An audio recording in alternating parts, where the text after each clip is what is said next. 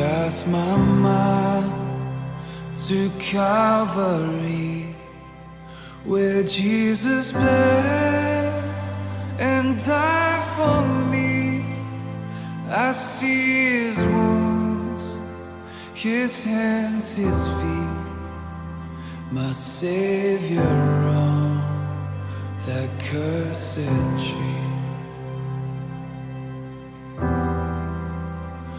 His body bound and drenched in tears, they laid him down. Puji Tuhan, shalom.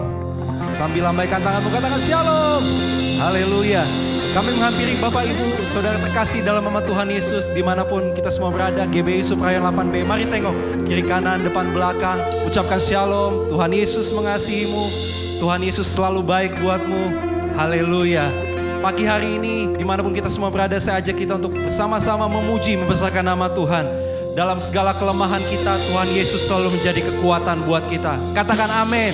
Mari bersama-sama memuji nama Tuhan.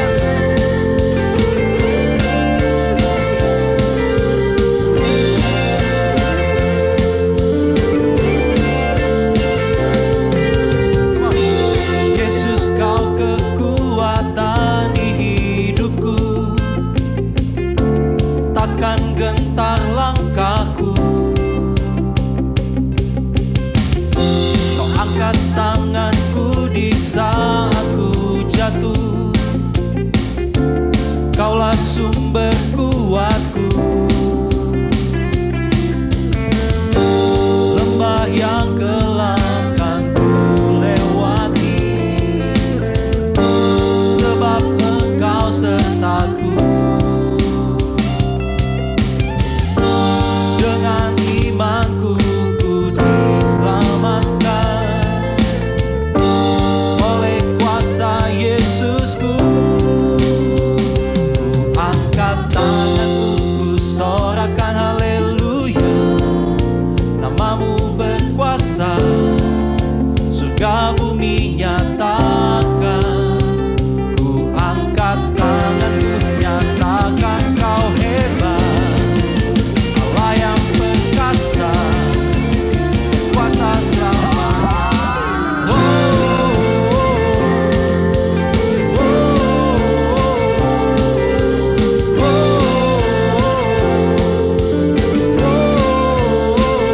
Mari semuanya, Yesus Kau kekuatan di hidupku, takkan gentar. Kau angkat tanganku di saat ku jatuh, Kau angkat tanganku di saat ku jatuh. Kaulah sumber kuatku. Lembah yang kelam kan ku lewati, sebab Kau. Come on, dengan imanku, dengan imanku ku diselamatkan oleh kuasa Yesusku, oleh kuasa Yesusku. Ku angkat tanganku, ku sorakan haleluya. Namamu berkuasa, surga bumi nyatakan. Ku angkat tanganku, nyatakan Kau hebat, Allah yang perkasa, berkuasa selamanya. Wow, kamu nyanyikan.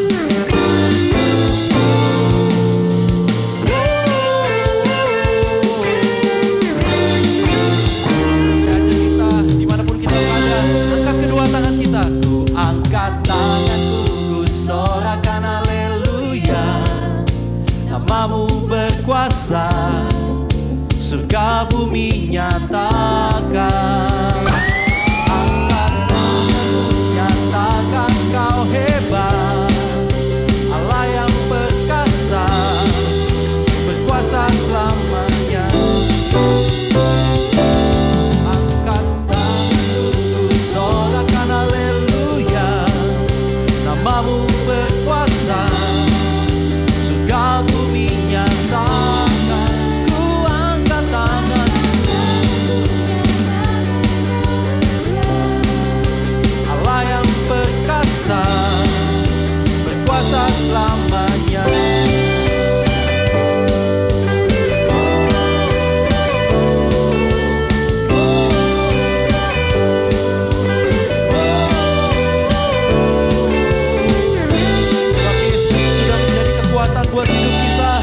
Berikan tepuk tangan yang paling meriah buat Tuhan Yesus. Haleluya. Lewati lembah yang kelam sekalipun, Kau selalu ada bersama-sama dengan kami. Kau selalu beserta dengan kami. Kau Allah Immanuel.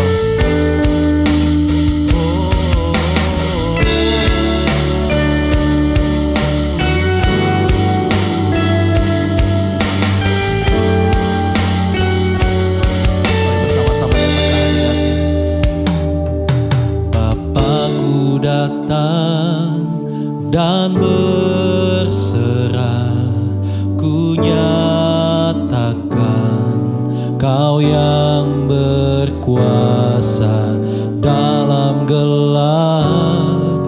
Kau setia, Kau cahaya hidupku.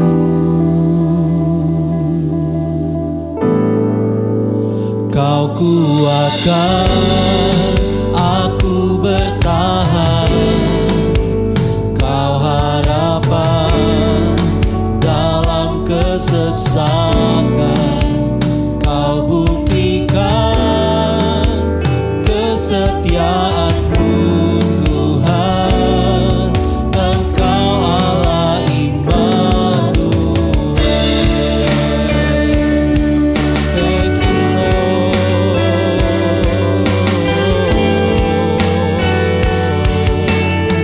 Bapa, kami datang untuk menyembah.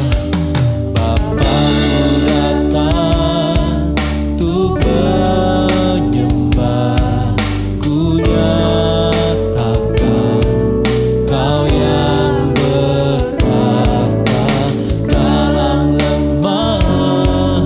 Kau sempurna, Kau cahaya bagiku.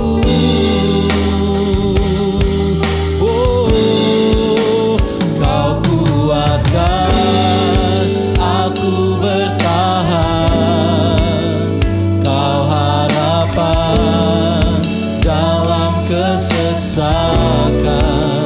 Kau buktikan kesetiaan-Mu Tuhan. Engkau Allah Immanuel. Kau kuatkan,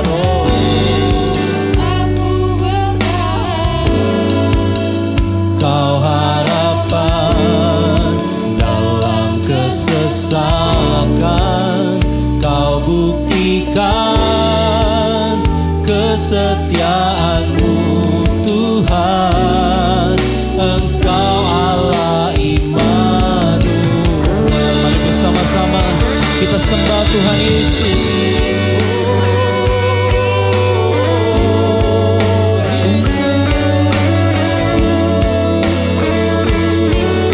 Kami sembah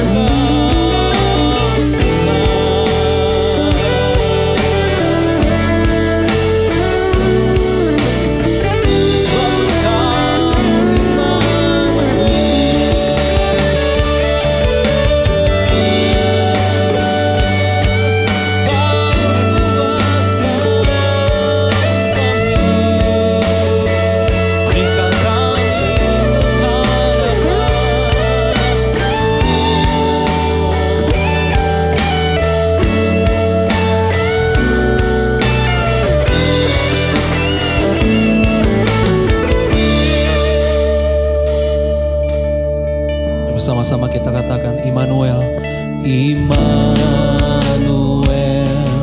Immanuel. Engkau besertaku.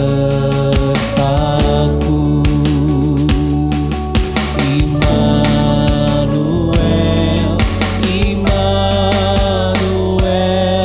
Engkau Allah besertaku.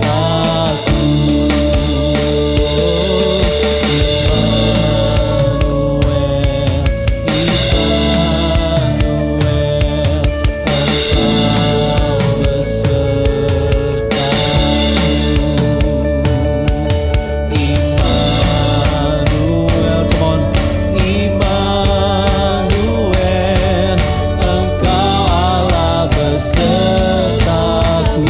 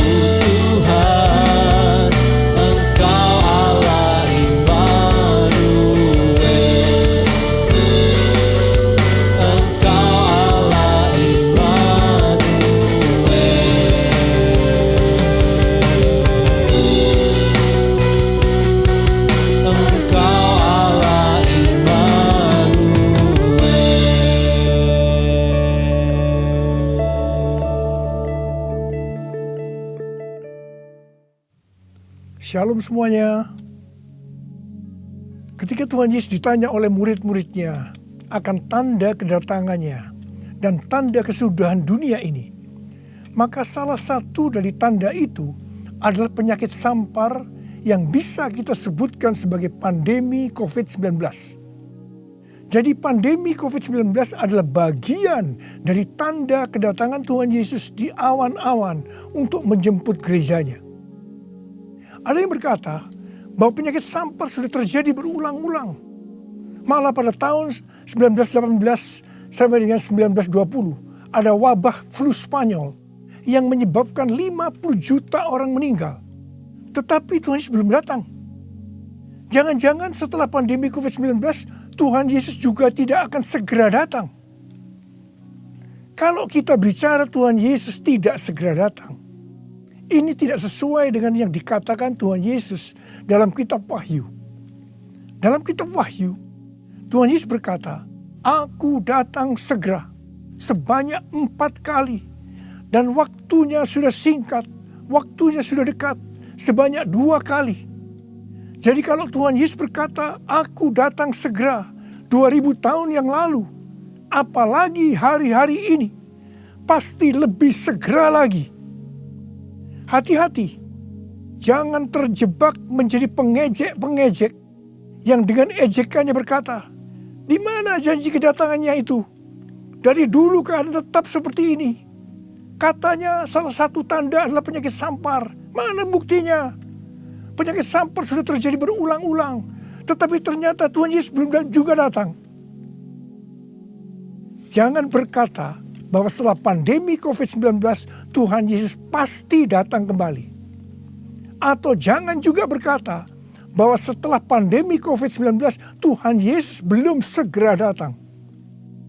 Kita tidak tahu dengan pasti kapan kedatangan Tuhan Yesus kembali.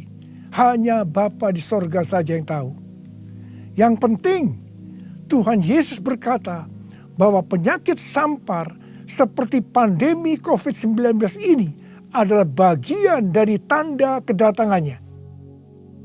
Tuhan Yesus menghendaki agar kita percaya bahwa Dia akan segera datang. Sehingga kita akan sungguh-sungguh mempersiapkan diri kita untuk menyambut kedatangannya. Saya percaya bahwa sikap orang percaya dari zaman ke zaman yang melihat dan mengalami malapetaka, mungkin itu perang, mungkin itu bencana alam, termasuk penyakit sampar, akan berkata bahwa Tuhan Yesus akan datang segera. Sebagai contoh, Bapak Gereja yang bernama Cyprianus, yang adalah uskup gereja Kartago pada zaman Kekaisaran Romawi, yang mengalami pandemi pada tahun 250 sampai 271 Masehi. Pada saat itu di Roma saja sekitar 5.000 orang meninggal per hari. Cyprianus menyebutkan bahwa pandemi tersebut sebagai akhir zaman. Memang ini terbukti keliru. Akan tetapi dari sisi yang lain kita melihat keyakinannya bahwa ini adalah akhir zaman justru membuat terjadinya kebangunan rohani. Gereja terlibat dalam pelayanan sosial diakonia yang dahsyat. Melihat itu banyak orang menjadi percaya dan gereja berkembang pesat. Jadi setiap zaman seolah-olah Tuhan menciptakan situasi, apakah itu perang, bencana alam, kelaparan, termasuk penyakit sampar, agar perkataan Tuhan Yesus, "Aku datang segera" itu selalu ada di dalam hati orang percaya. Sehingga mereka selalu dalam kondisi berjaga-jaga, melakukan amanat agung Tuhan Yesus, sehingga penuaian jiwa besar-besaran terjadi. Demikian juga dengan adanya pandemi COVID-19 ini, Tuhan menghendaki gerejanya, yaitu kita-kita ini, bergerak menyelesaikan amanat agung sebelum Tuhan Yesus datang kembali. Sejak tahun 2009, setelah Tuhan berbicara dengan begitu serius kepada saya tentang "Aku datang segera", saya selalu memperkatakan hal ini. Saya selalu mengingatkan agar kita lebih intim dengan Tuhan. Hari-hari ini pesan Tuhan kepada kita adalah kembali kepada kasih mula-mula. Ingat, kita adalah calon mempelai wanita dari Kristus. Sang mempelai pria akan datang dengan segera untuk menjemput kita. Kita harus mempersiapkan diri dengan kembali kepada kasih yang mula-mula. Dalam Wahyu 2 ayat 1 sampai dengan 7, Tuhan Yesus berkata kepada jemaat di Efesus, bahwa jemaat di Efesus itu rajin, tekun, tidak dapat sabar terhadap rasul palsu, tetap sabar dan mau menderita oleh karena namaku, kata Tuhan. Tidak mengenal lelah, membenci perbuatan-perbuatan pengikut Nikolaus yang juga aku benci, kata Tuhan Yesus. Pengikut Nikolaus mengajarkan bahwa percabulan tidak akan mempengaruhi keselamatan seseorang dalam Kristus. Ini adalah pengajaran sesat, karena kitab Perjanjian Baru mengatakan hal yang sebaliknya, yaitu bahwa orang yang hidup dalam percabulan tidak akan mendapat bagian dalam kerajaan Allah. Kalau kita melihat ini, saya berkata bahwa jemaat Efesus ini jemaat yang luar biasa. Akan tetapi Tuhan Yesus melanjutkan dengan berkata, namun demikian, aku mencela engkau, karena engkau telah meninggalkan kasih-Mu yang semula. Sebab itu ingatlah betapa dalamnya engkau telah jatuh. Bertobatlah dan lakukanlah lagi apa yang semula engkau lakukan. Jika tidak demikian, aku akan datang kepadamu dan mengambil kaki dianmu dari tempatnya, jikalau engkau tidak bertobat. Mengambil kaki dianmu artinya mengeluarkan dari dalam kerajaan Allah. Kesimpulan dari pesan Tuhan kepada jemaat di Efesus, yang juga berarti buat kita semua, adalah apapun yang kita lakukan untuk melayani pekerjaan Tuhan, kalau tidak didasarkan kepada kasih mula-mula, maka Tuhan Yesus berkata, betapa dalamnya engkau telah jatuh. Dan kita harus bertobat. Kalau kita tidak bertobat, Tuhan akan mengambil kaki dian kita. Artinya, kita akan dikeluarkan dari dalam kerajaan Allah. Kasih mula-mula adalah kasih yang kita miliki pada saat kita baru bertobat dan percaya kepada Tuhan Yesus. Pada saat itu kita akan mengasihi Tuhan dengan segenap hati, dengan segenap jiwa, dan dengan segenap kekuatan kita. Pengalaman saya pada waktu itu adalah keinginan untuk selalu berdoa. Keinginan untuk memuji dan menyembah Tuhan. Keinginan untuk membaca Alkitab. Keinginan untuk hidup kudus. Keinginan untuk melayani Tuhan.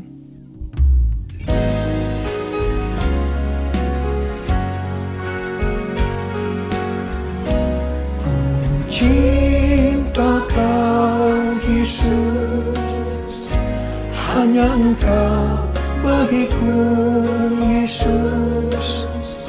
Sungguh ku rindu mengatakannya, betapa aku mengasihimu. Engkau Allah dan Rajaku, kekasih dan hidupku. Engkau segalanya bagiku. Ku bersyukur kepadamu. Ku bersyukur kepadamu.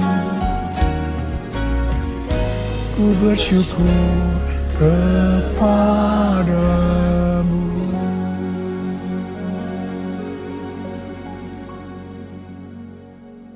Kalau kita melihat proses keselamatan, maka proses keselamatan terdiri dari 3 tahap. Tahap yang pertama adalah proses justification, yang artinya pembenaran. Tahap yang kedua adalah proses sanctification, yang artinya pengudusan. Tahap yang ketiga adalah proses glorification, yang artinya pemuliaan atau pengangkatan. Pada proses pertama, yaitu proses justification atau pembenaran, kita bertobat dan percaya kepada Tuhan Yesus, kita mengalami kelahiran baru, kita mengalami kasih mula-mula. Setelah itu kita memasuki tahap yang kedua, yaitu proses sanctification atau pengudusan. Dalam proses ini, kita akan dikuduskan terus-menerus oleh Roh Kudus dan firman Allah. Sehingga kita menjadi serupa dengan gambarnya, yaitu menjadi murid Tuhan Yesus. Setelah itu, kita akan masuk dalam proses yang ketiga, yaitu glorification, yang artinya pemuliaan atau pengangkatan.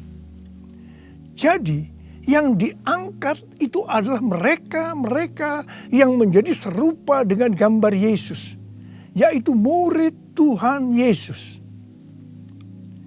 Pada waktu memasuki proses sanctification atau pengudusan ini, dengan berbagai macam alasan, kualitas kasih kita kepada Tuhan yang tadinya penuh dengan kasih yang mula-mula bisa berubah menjadi seperti yang terjadi pada jemaat di Efesus.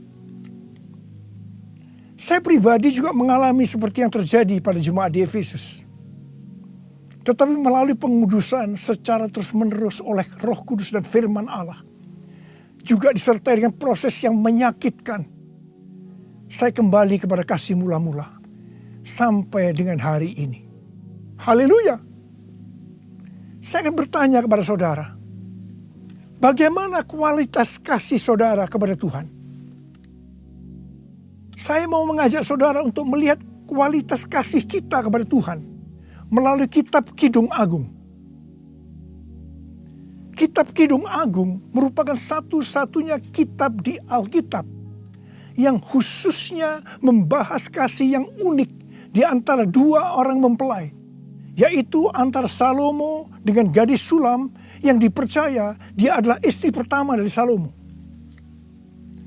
Karena beberapa nats penting dalam perjanjian baru melukiskan kasih Kristus bagi gerejanya dengan memakai hubungan pernikahan, maka kitab Kidung Agung dapat dipandang sebagai melukiskan kasih yang ada di antara Kristus dengan mempelainya, yaitu gerejanya, yaitu kita-kita ini. Sama halnya dengan iman kita yang harus bertumbuh. Demikian juga kualitas kasih kita kepada Tuhan harus bertumbuh. Secara sederhana, kitab Kidung Agung ini menggambarkan 3 tingkat kualitas kasih. Dan ini juga menunjukkan tingkat kualitas kasih kita dengan Tuhan.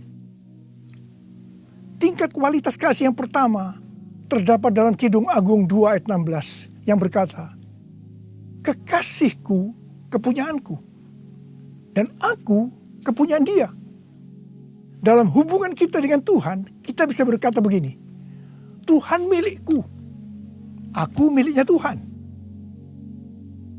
Tingkat kualitas kasih yang kedua terdapat dalam Kidung Agung 6 ayat 3 yang berkata, aku kepunyaan kekasihku, dan kepunyaanku kekasihku. Dalam hubungan kita dengan Tuhan, kita bisa berkata begini, aku milik Tuhan, Tuhan milikku.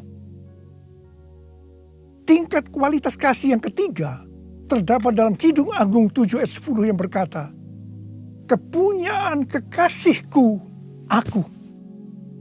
Dalam hubungan kita dengan Tuhan, kita bisa berkata, aku milik Tuhan. Tingkat kualitas kasih yang pertama bisa dikatakan ini adalah kasih yang egois.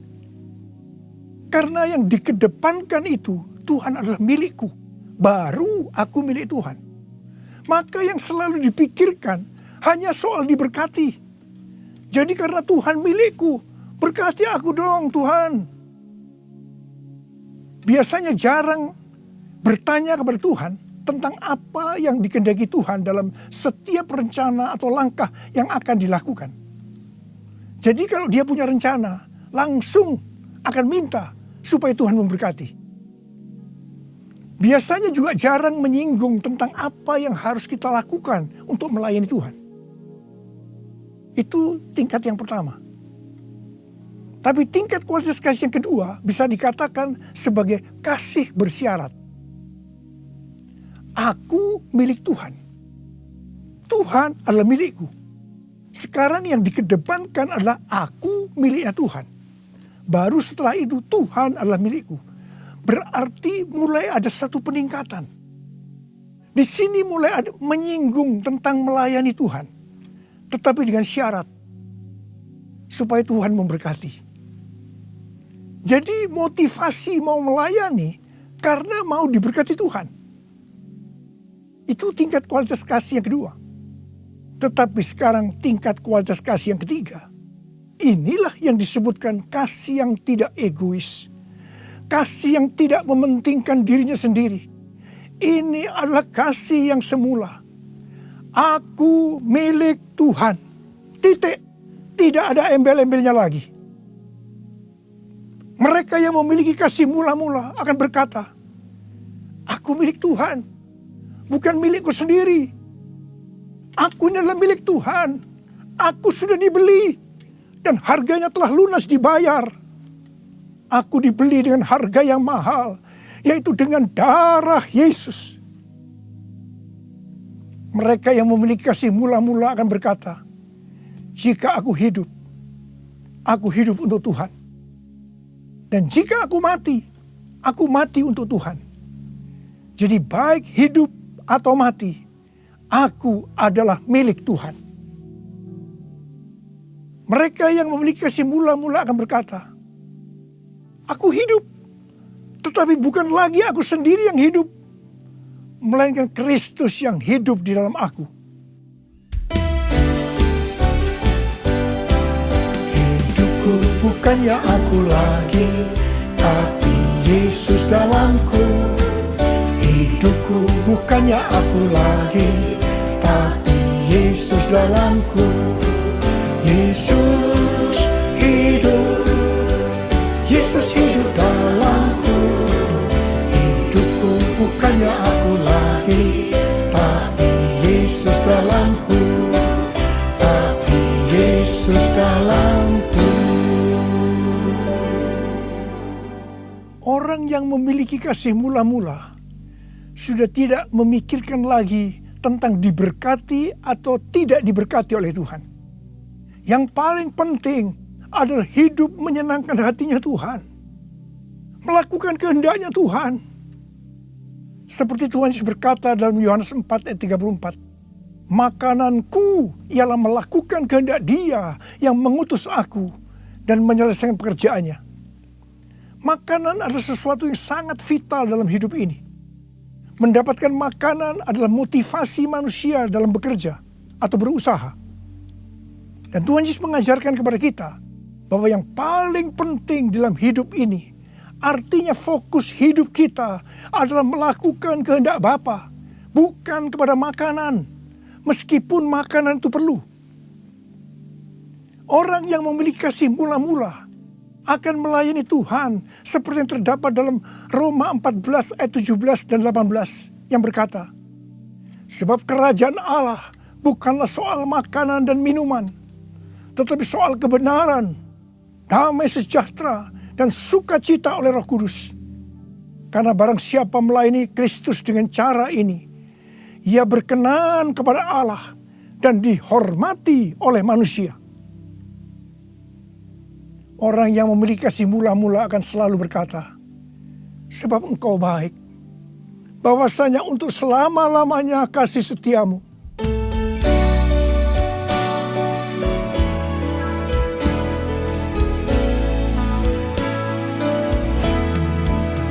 Suatu hamba,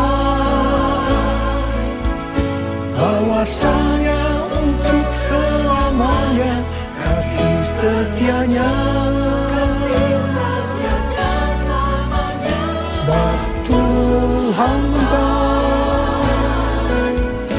bahwasanya untuk selamanya kasih setianya. Bahwasanya untuk selamanya kasih setianya.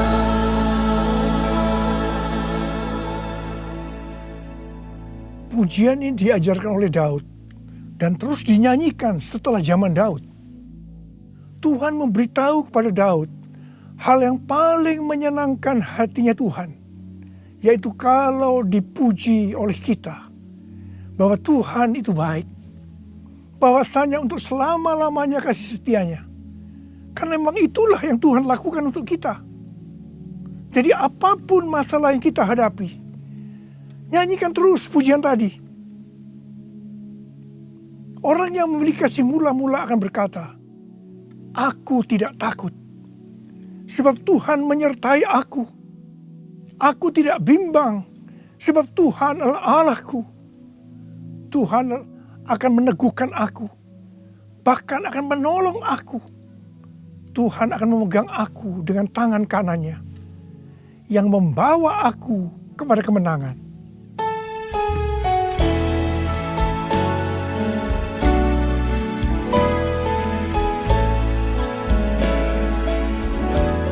Ku tidak takut,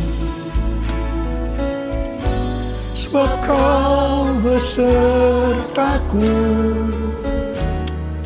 Ku tidak bimbang, sebab Engkau Allahku. Engkau meneguhkanku,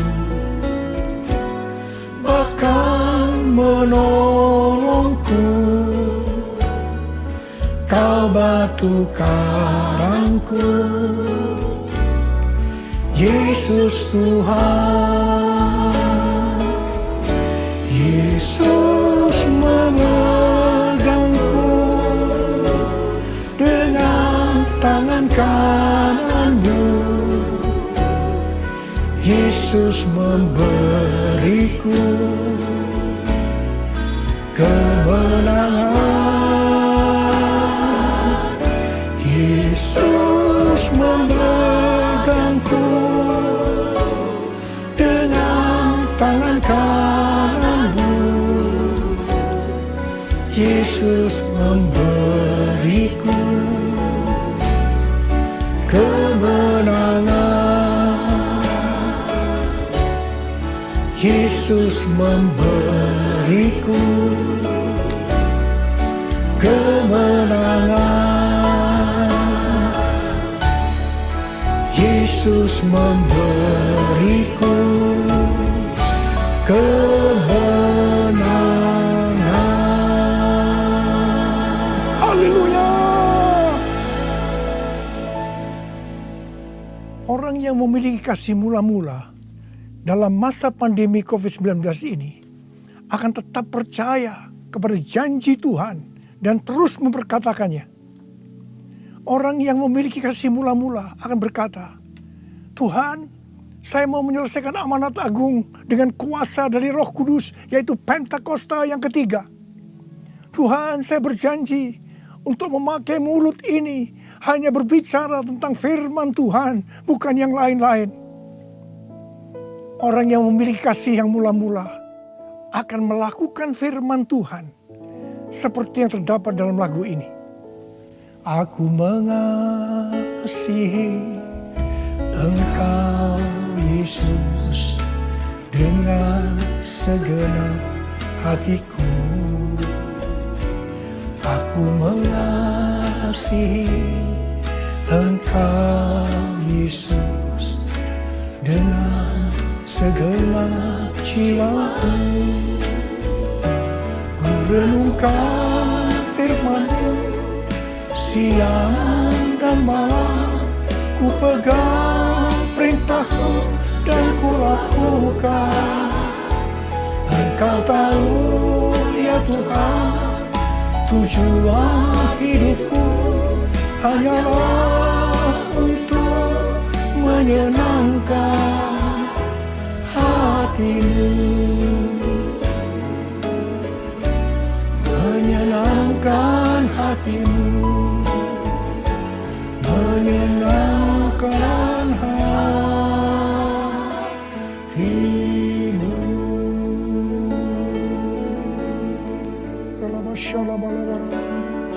Mari angkat tangan saudara, sembah Dia, sembah Tuhan Yesus. Sembah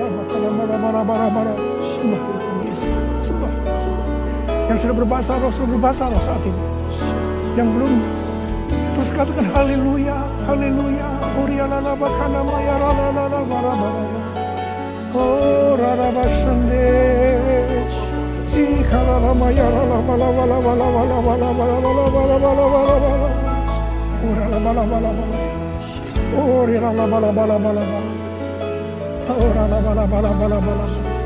Orala bala. Orala bala. Orele beda bala. Hamba berdoa buat anak-anakmu ini semua Tuhan. Hamba berdoa mereka kembali kepada kasih yang mula-mula. Kembali kepada kasih yang semula. Kasih yang mula-mula. Ya Tuhan, hamba berdoa buat mereka. Tuhan, terima kasih. Terima kasih ya Tuhan, terima kasih Engkau akan segera datang untuk kali yang kedua. Bapa, hamba berdoa di tengah pandemi COVID-19 ini. Anak-anakmu yang mengalami bermacam-macam masalah. Engkau yang tolong mereka ya Tuhan. Tolong ya Tuhan. Mungkin mereka ketakutan, kebingungan.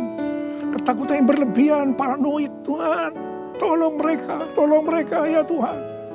Yang terpapar dengan COVID-19 sakit Tuhan. Dalam nama Yesus, aku sekarang perintahkan COVID-19. Kau keluar. Sembuh dalam nama Yesus. Sembuh dalam nama Yesus. Sembuh dalam nama Yesus. Oh Tuhan, terima kasih. Katakan terima kasih. Terima kasih ya Tuhan. Terima kasih ya Tuhan. Terima kasih. Terima kasih ya Tuhan. Terima kasih. Oh rala bara. Terima kasih. Oh rala bara. Terima kasih. Dalam nama Yesus. Dalam nama Yesus. Amin. Pernah terlintas untuk tolak paku yang menusukmu. Sungguh relakan darahmu untuk menebus hidupku. Betapa mencintaimu dan pengorbananmu. Kasihmu sungguh terbesar. Kau rela disiksa untukku, disalib bagiku. Sungguh kasihmu termegah. Betapa mencintaimu dan pengorbananmu. Kasihmu sungguh terbesar.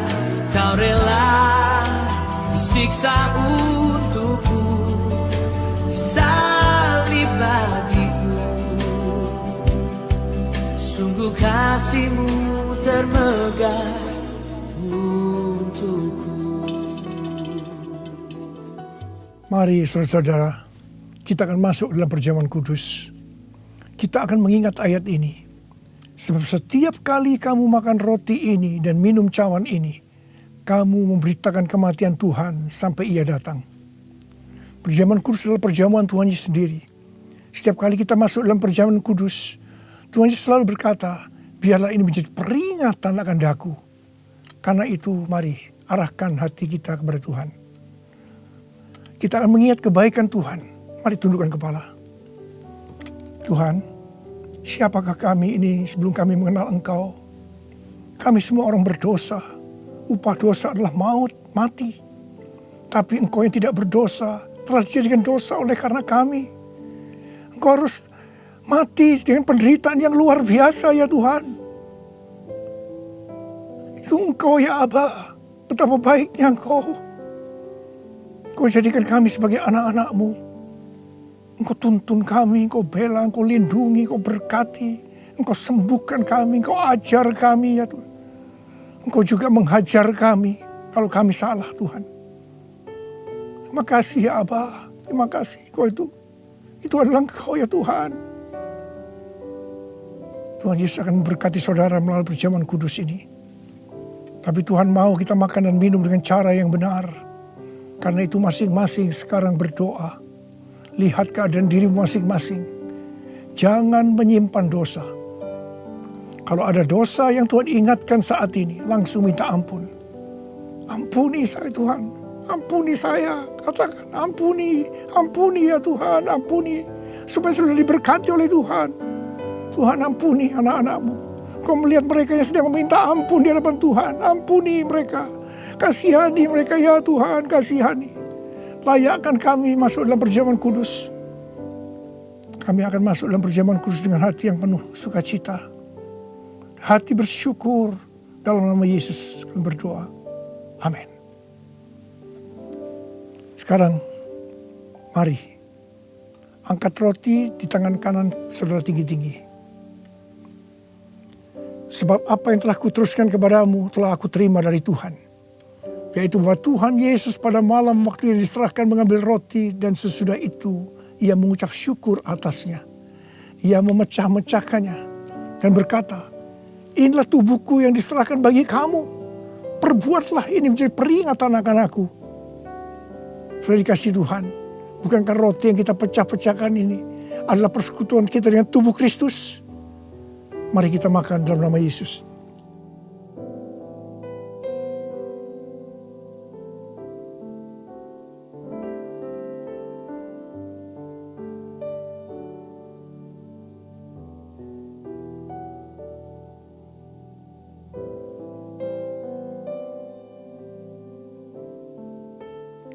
Sekarang angkat cawan di tangan kanan saudara tinggi-tinggi. Demikian juga ia mengambil cawan sesudah makan lalu berkata, cawan ini adalah perjanjian baru yang dimeteraikan oleh darahku.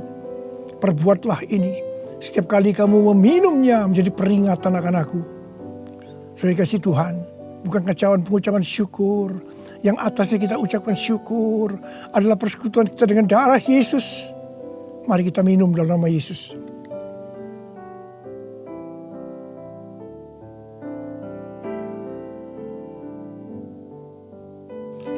Angkat tangan saudara. Ucapkan terima kasih. Ucapkan syukur.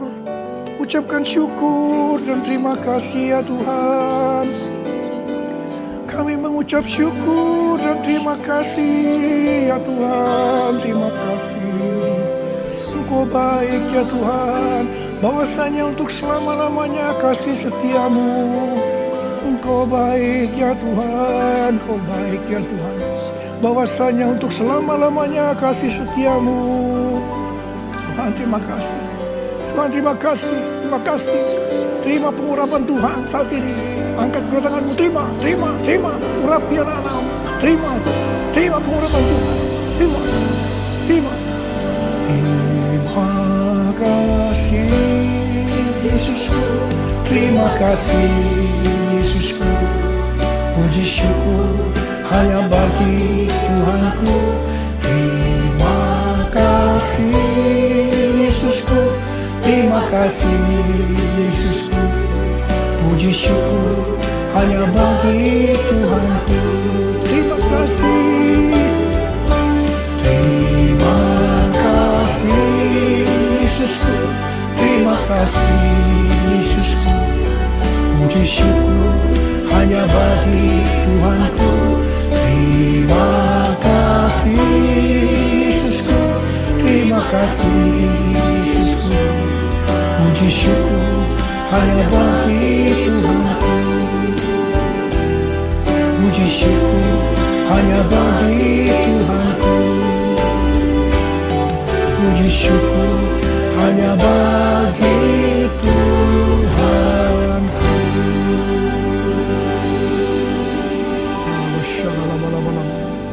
Oh ya terima kasih. Terima kasih ya Tuhan. Terima kasih. Berkati anak-anakmu. Terimalah berkat Tuhan. Kasih karunia berlimpah-limpah daripada Allah Bapa dalam anak yang tunggal Yesus Kristus. Persekutuan yang manis dengan Roh Kudus menyertai saudara sekalian mulai hari ini sampai Tuhan Yesus datang menjemput kita di awan-awan dan bahkan sampai selama-lamanya. Yang percaya bersama-sama katakan amin. I cast my mind to Calvary, where Jesus bled and died for me.